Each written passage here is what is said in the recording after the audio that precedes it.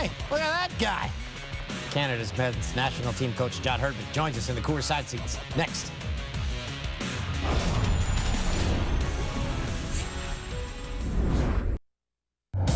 Joining us now in the Coors side seats, the head coach of the men's national team, John Herdman. The CONCACAF Nations League. It's the beginning of the road to Qatar 22. What are your expectations for this World Cup qualifier? We're in World Cup qualifying now, John. Well, it is. I mean, the Nations League has made sure that every single game we play now, right up until the World Cup, is meaningful. So I think for us being back in Canada and playing a meaningful match, the fans haven't had that for a while.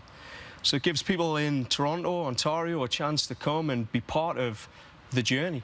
And this is the first time we've played in Canada on this new journey. So for many people, they can be part of the start of something great. That's where I'm hoping this is going to be. 2 weeks ago, you got some big news. 19-year-old phenom, Balou Tabla. He was born in the Ivory Coast, but moved to Canada as a kid, has committed to play for Canada. How big is this? Yeah, it's massive.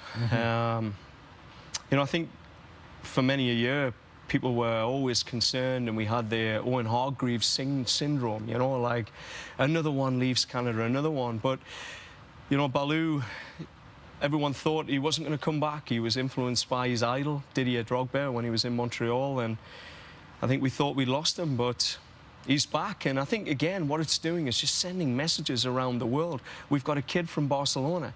We've got a kid from Bayern Munich. We've got a kid from Liverpool. We've got a kid from Juventus, a kid from Olympique Lyon.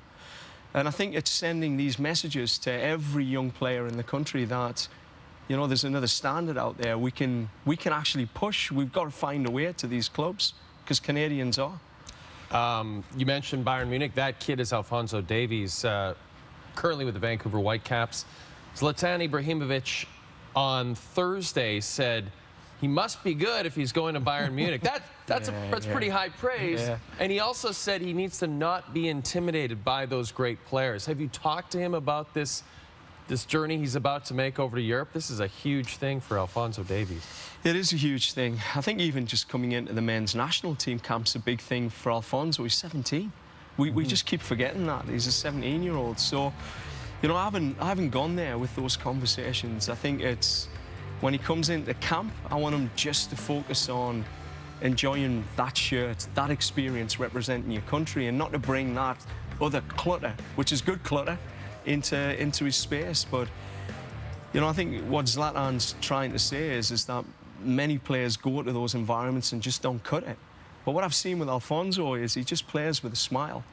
And there's a passion there. There's just an energy when he plays. It's I wouldn't say it's unique, because obviously you see a lot of players survive and make it at those levels. But if there's one player that's going to do it, I've got a lot of faith in that young man. Has Canadian soccer ever seen a youth movement like we're seeing right now? Well, I'm pretty new to it all. Yeah. You know, I think that's what's different for me. It's like, you know, on the women's side, we did exactly the same. We put our trust and faith in young players. And, you know, you've got to get that balance between senior veterans and young players. And I think when you get that balance right, something special happens. There's a chemistry in the group that you get the wisdom and some of the long in the toothness, which is important, and then you get the just complete naiveness and energy. And when that comes together, you're starting to see, like, the lads went out there, and albeit we beat US Virgin Islands, it's US Virgin Islands, but they made history. And that was a big part of what this group are trying to do with the mindset. One thing that a Canadian national team men's coach has always had to deal with is actually getting the players together in one spot consistently. Is this something you think about, the geographical obstacles that are in your way? Yeah, there's challenges for sure, but I think there's a new deep motivation for this group. So we've presented a vision, a very clear vision that, from what I'm seeing, the players are buying into. But more importantly, they see the talent in the group. They can see that there's a genuine chance now. And every camp we have, we do things a little bit different. We add something new, we add something in the culture, we add something tactically. And I think the players don't want to miss out. They know that this game, then the next, then the next. It's just building blocks to where we've got to get to, which is a team that will and can compete in 2022. I'm not looking at the team that's going to qualify here. You have to see the end in mind. We want to be that team that everyone remembers in 2022, not the team that just qualified for a World Cup. So, you know, when you're able to map out those steps to the players and how we're going to evolve, they know they can't miss camps. It's critical. And you've built a team before. The Canadian women's program, such a rabid following. You see videos of kids meeting Christine Sinclair for the first time, and the men's program has never had that aura to it. Do you see that happening in the near future? I think we have to earn it. Right. You know, the women's team, we won a bronze medal. You know, first bronze medal in 80-odd years. You know, then we go back and repeat and do it the first thing in 100 years. They earned that. And I think as a men's team, we have to earn that as well. It's the performances that we put out in Dominica, in the game, in BMO Field next week, and being courageous to go and raise the bar in those games as well, not just to go and get the result, to go and inspire those people to want to come back and be part of this journey. Like anything, if you win, people will come. They will. They will. And I think that's what this men's team have to do. We have to earn that right. We mentioned Davies, and we mentioned some other names. Is there someone else that maybe the average Canadian soccer fan doesn't know about that you're really excited about? Maybe a young player that you want Canadians to know about going forward as we try to qualify for Qatar in 2022? Well, I think there's a lot. There's a lot of...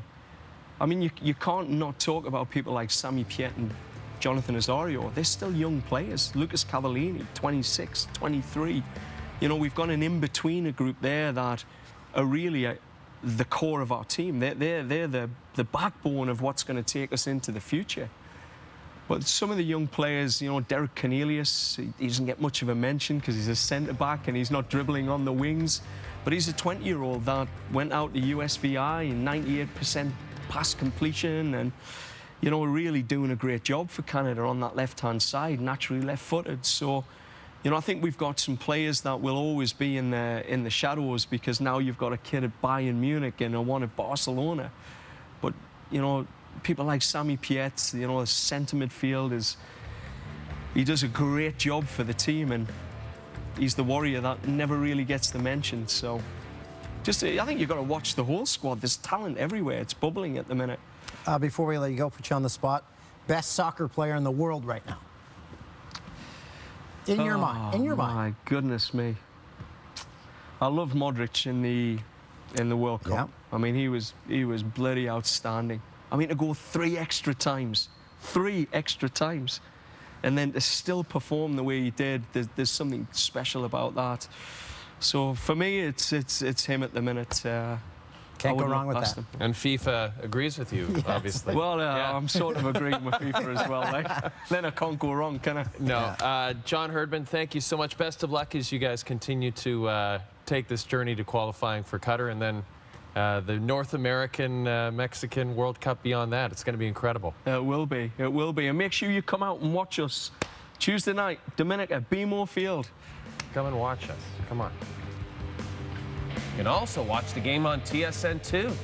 Canada, I think it's pronounced Dominica. I want a confirmation on that. Maybe some of our Dominican Canadians can confirm that for me. It's Tuesday, 7 Eastern, TSN2.